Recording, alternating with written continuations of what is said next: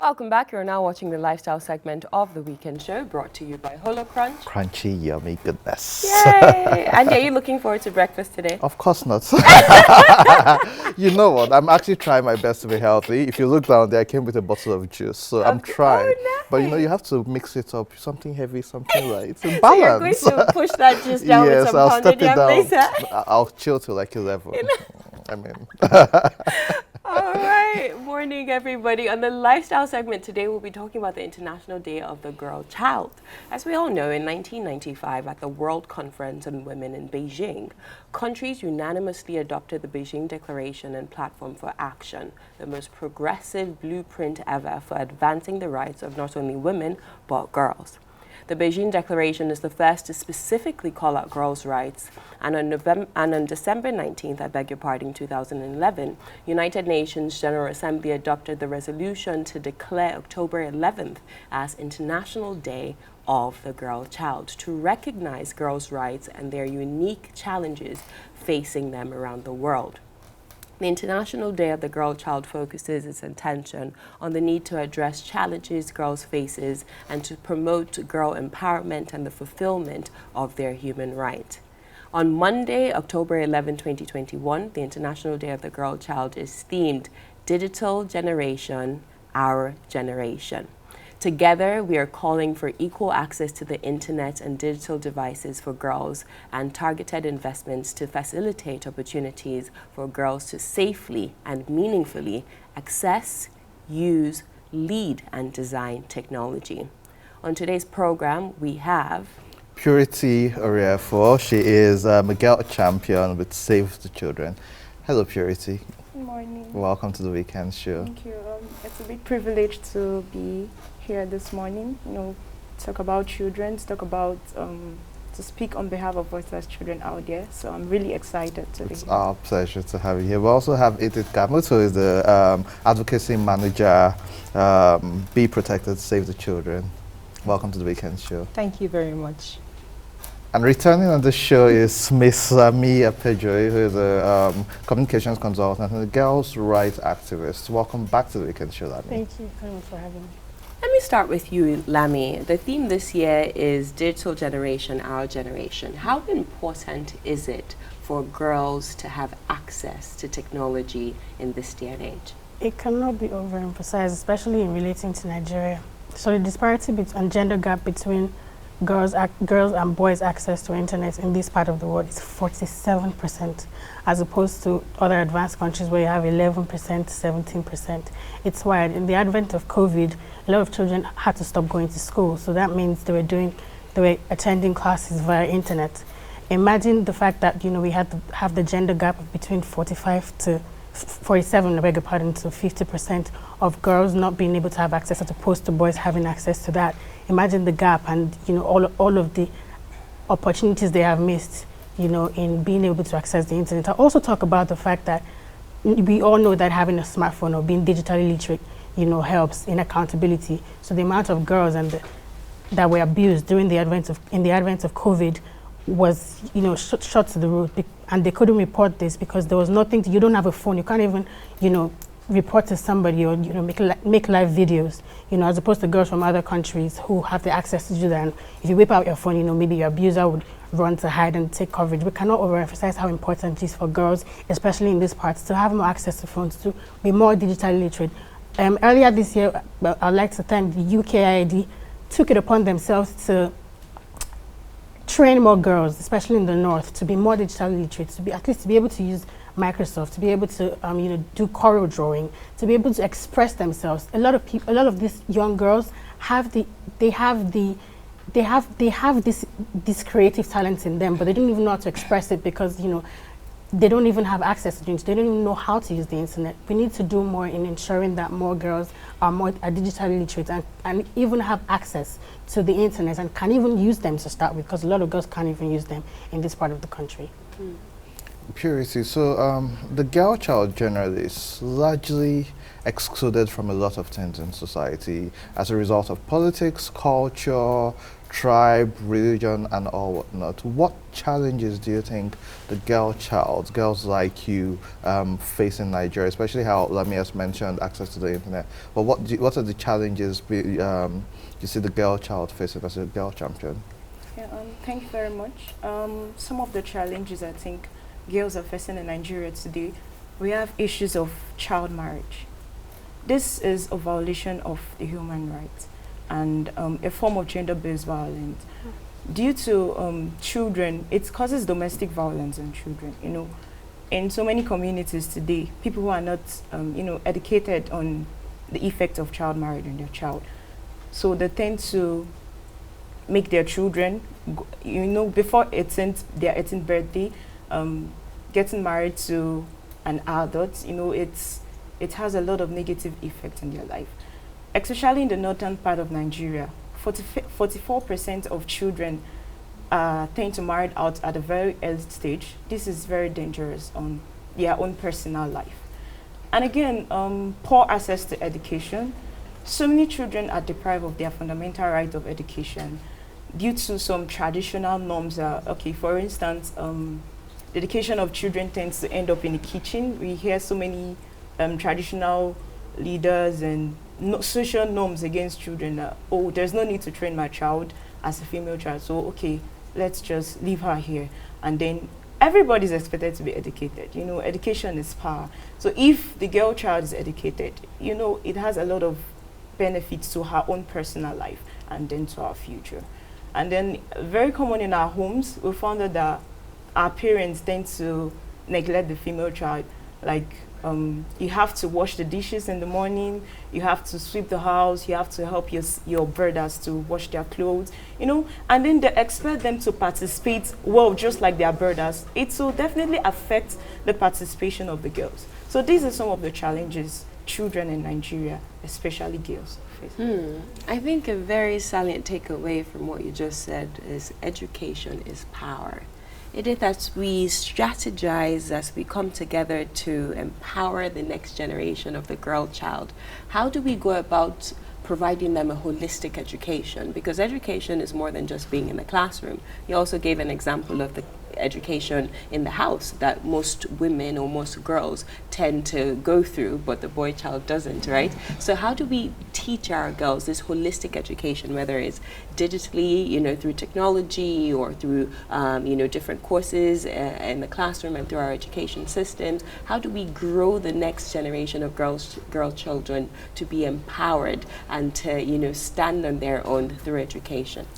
Okay, thank you very much for that question. I would actually start from the point of view that over time, tradition, culture, and religion has, I would want to use the word stolen from us girls, because I was a girl, so I'm still a girl right inside of me.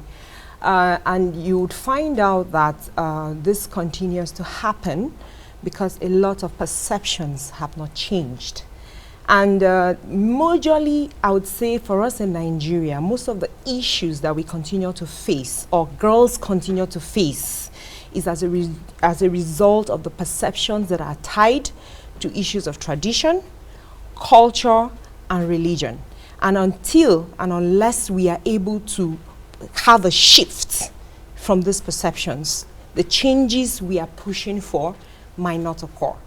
And for us at Save the Children, we are very passionate about girls' education. It's one of our major campaign goals at Save the Children, because for us we envision a world where every child is able to attain survival, protection, development, and participation.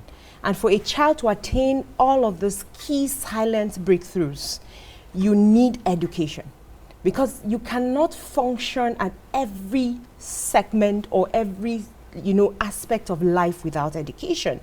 And like you rightly pointed out, education is not just in the classroom.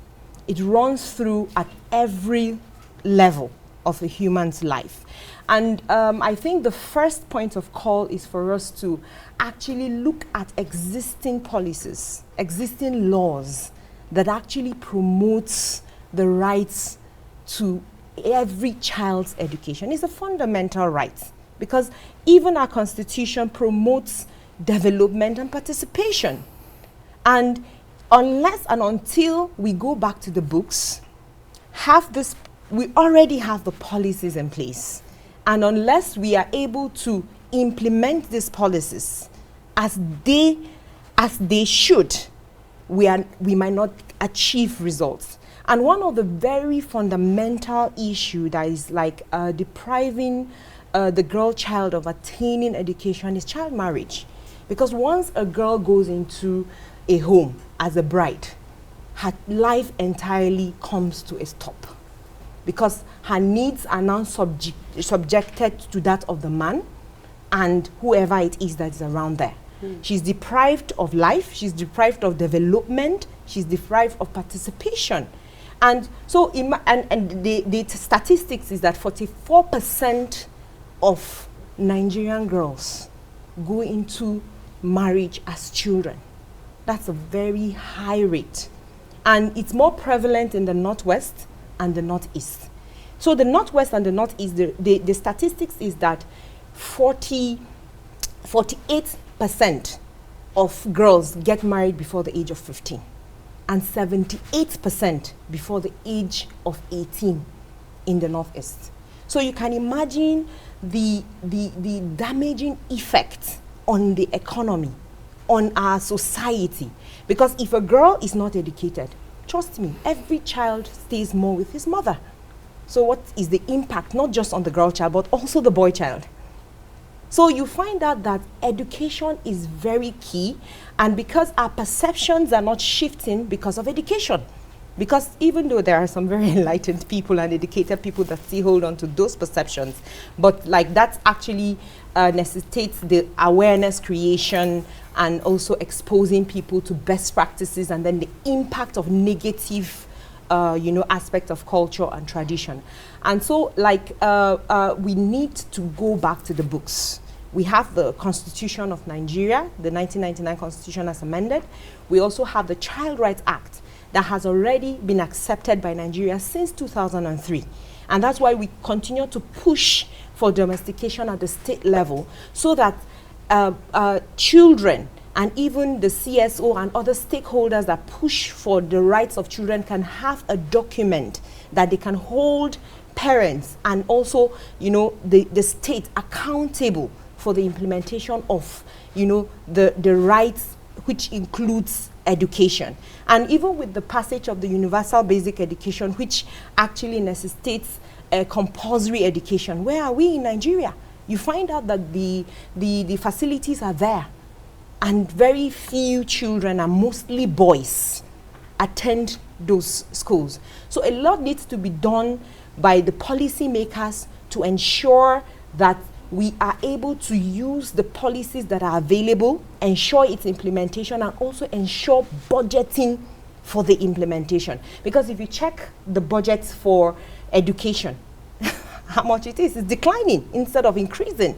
So we continue to push for increase in budget allocation for education, and then the government should also enlist and ensure that it is actually implemented for the purpose for which it was budgeted for.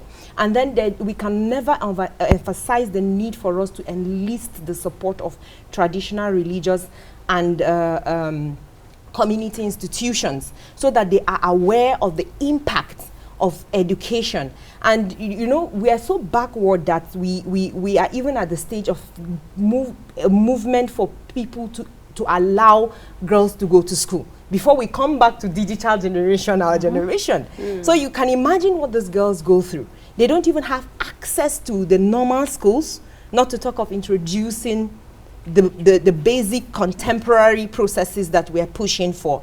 But nevertheless, I see for us at Save the Children and quite a number of other organizations, we're promoting the use of radio, like recording, sessions, school sessions, and then we provide this to, most importantly, girls, so that even in the comfort of their homes, they have access access to educational materials and some form of enlightenment.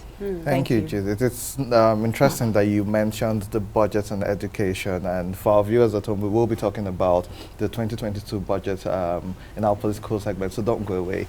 Lami, we've seen some landmark moments which have been driven by technology, one of which comes to mind is the Me Too movement, where technology and social media was used to push that movement and amplify voices, which was the theme of last year. We've also seen how Bring Back Our Girls, we used technology and the digital generation to push this. And then recently in Nigeria, we've seen work done by Feminist Coalition.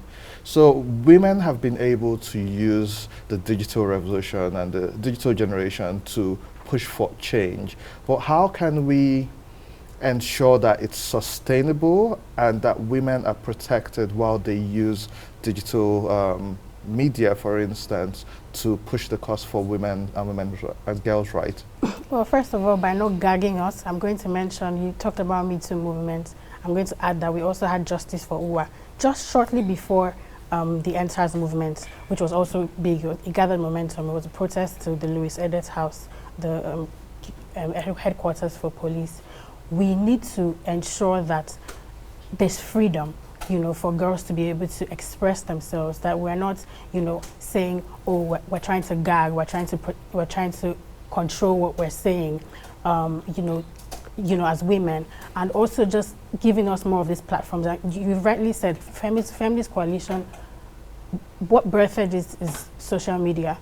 And, more girls want to speak, more girls want to be heard, more girls want to, form this kind of movement. In South Africa last year, girls also protested.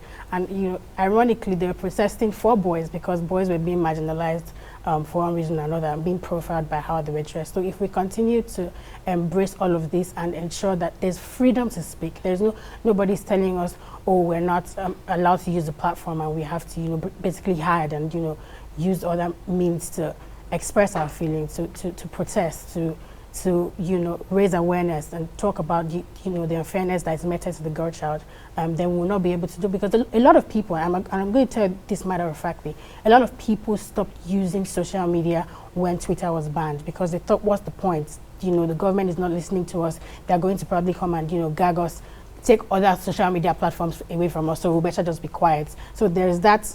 I've also seen a decline.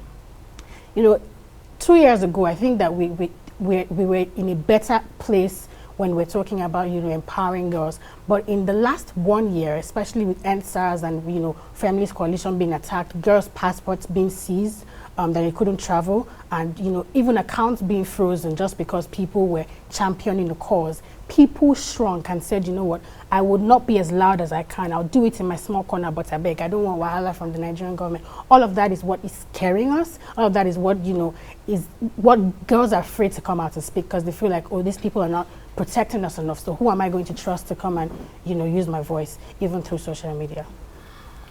From listening to the three of you, it sounds to me, and obviously something I completely know and I'm in sync with due to my work with, young girls, because our foundation focuses on the empowerment of girls and basically giving them education to, be able to thrive. But it sounds to me that there are a plethora of issues facing, first of all Nigerians, then the girl child in particular. And when we look at it, it's like, where do we even start from? Like, what are the most important ones that we need to pick at immediately? I love the theme of this year,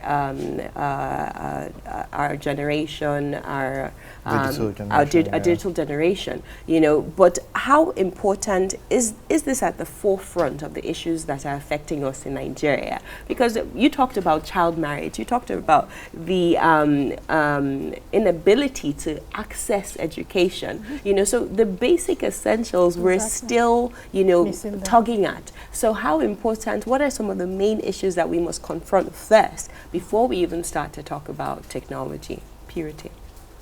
Okay, thank you very much once again. So just like I said, from the grassroots issues, we talk about child marriage, we talk about poor access to education. If we must come to a world where everybody will have access to digital education, these basic fundamentals should first be tackled. everybody should be given opportunity to go to school. I mean, there should be full implementation of the Child Right Act. Just like what Ms. Edith said, the Child Right Act of 2003 should be fully domesticated. And then what I think government should do, there should be full domestication of the Child Right Act, and then strict laws against prohibition of the Child Right Act. Because we find out that so many children in so many areas like face abuses, and then sometimes they don't have opportunity to even report, they don't have opportunity to, to speak for themselves, to seek for justice, So government at all levels should prioritize the domestication of the Child Rights Act, and then strict laws against prohibitors who tends to violate this right. And then children should have, what they need to go to school, and then continuous sensitization on the importance of education for every child. Because if you go to so many communities today, you find out that so many traditional leaders, so many mothers don't even know the importance of education. And I mean, we're talking about a digital world where the basics are still, neglected, and then so many people don't know the importance of education, for instance. So there should be continuous sensitization, through the media, radios, and then advocacy campaigns, why girls need to go to school, why we need education, why we should stop child marriage, telling them about negative effects, like the impact of these abuses on girl child in particular. Yeah, sorry, I wanted to add to it, and I think that this is very important. I don't think that we should wait till it's the International Day of the Girl Child to have forums like this. I don't think that we should wait till it's Women's Day to have forums like this. I think that every other day we should go back to that place where we were fired up to talk about, equality and access to. Like she said, I feel like talking about digital education here in Nigeria is like a champagne problem. We've not even talked about access to quality education first, access to equal education, and access to just even our traditional leaders knowing, like I always say, religion is the opium of the masses. These people don't even preach in churches and mosques and wherever they gather to pray and serve their God. So all of these problems are fundamentals are what we need to start with before we even start to talk about digital education. At least you know ABC and all of that, and how to construct a sentence before you would even know how to use gadgets and all of that. So we need to tackle this and not wait for days like this, special days. These things, because for me, it's like an epidemic, So it's something that we need to be hands-on about, as opposed to just, waiting for days where we can talk about it. Edith, I would give you the final bit from me. So, and as I so understand this, I feel it's insane that we even need to talk about equality and in a normal world, but this is not a normal world. So it's insane that we are talking about giving people a chance for something which is their rights.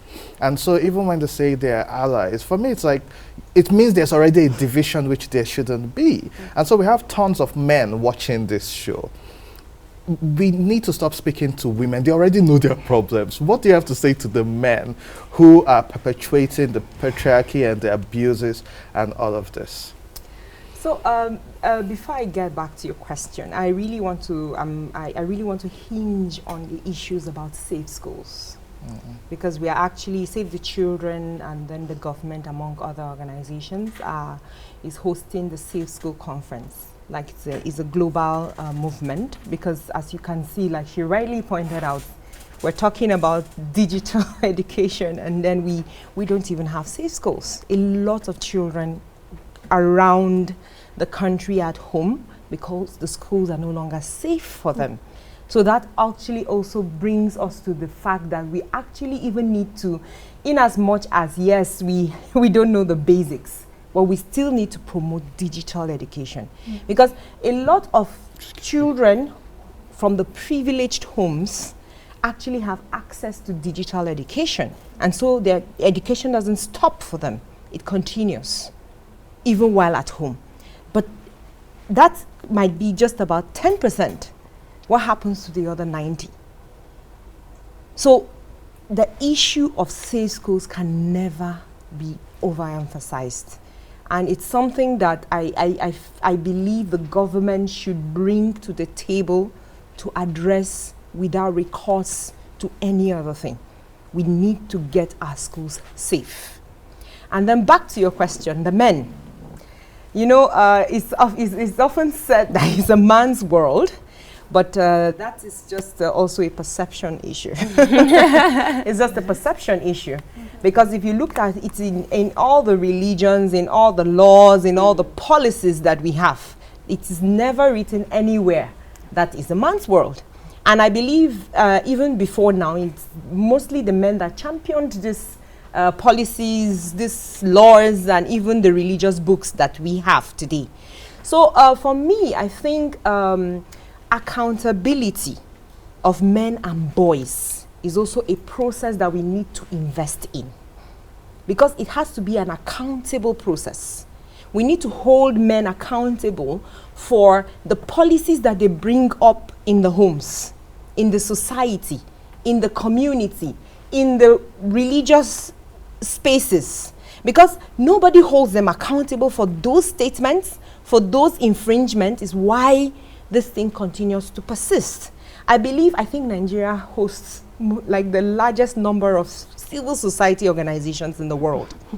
We are so many. And then we also have access to the media.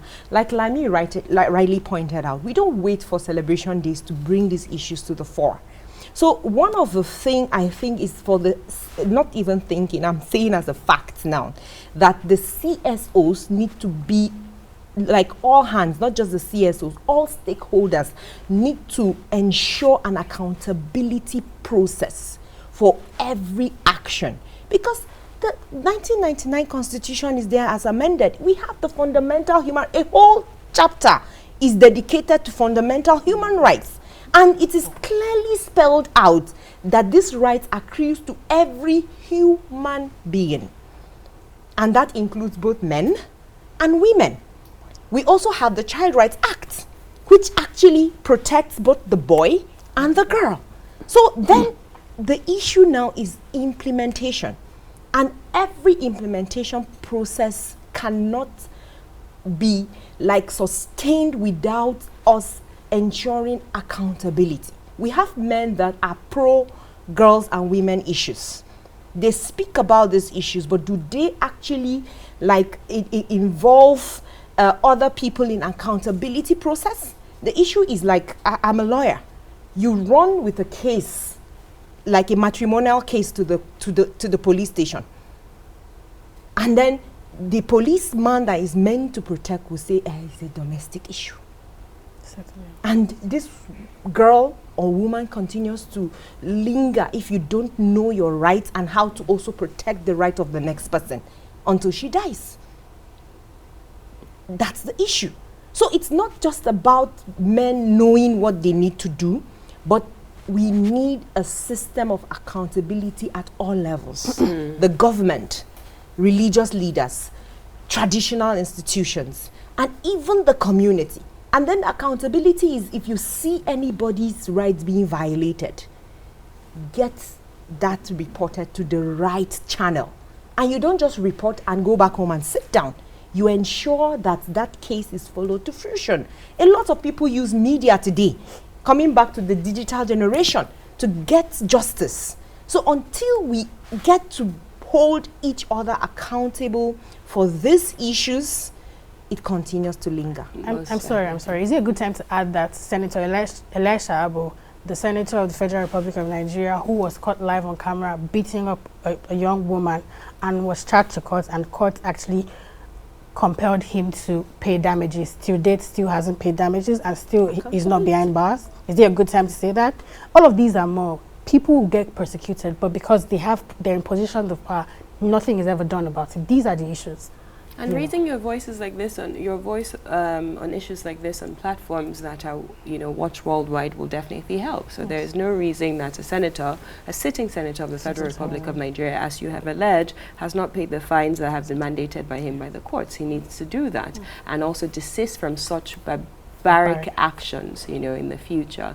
Each and every one of you have spoken brilliantly on the issues, and I think we must acknowledge that there have been gains that have been made. I remember when I sat with the Emir of Kano for an interview, and he stressed on the fact that girls need to be educated. So for So for someone who is sitting on such an exalted seat to advocate for a girl's child, it means that your voices are heard and your voices are being listened to. So it's very important that we keep up the fight, keep up conversations like this. Andy and I personally, this is a discussion we never get tired of having on this platform. Yes. So it's not just on special days like this, but throughout all seasons of the program, we're always emphasizing the need for equity to be met out for both genders. So thank each and every one of you for your time, Edith, Purity, and Lami. That's all. Again, the theme for this year is Digital Generation, Our Generation. We'll take a short break right now. When we return, more on The Weekend Show. Don't go anywhere.